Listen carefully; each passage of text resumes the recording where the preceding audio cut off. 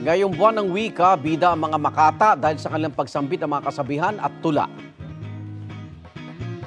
Kung kaligtasan ng Pilipino ang inyong habol, saan ninyo ginastos ang budget sa flood control? Tayo'y nakaligtas sa mananakop na nakakatakot, ngunit hindi sa gobyernong kurakot. Yan ang Makatang si Rain na may entry na tula tungkol sa problema sa baha.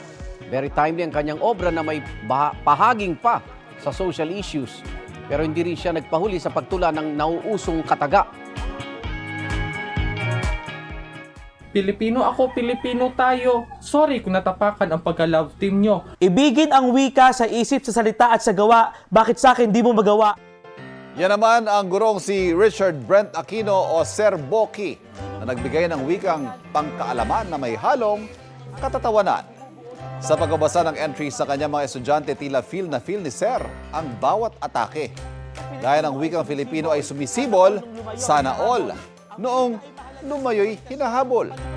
At ang wika ay mahalaga sa komunikasyon, palimos naman ang konting atensyon.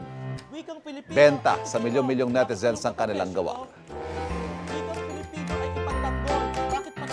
Igan, mauna ka sa mga balita, mag-subscribe na sa GMA Integrated News sa YouTube para sa iba't ibang ulat sa ating bansa.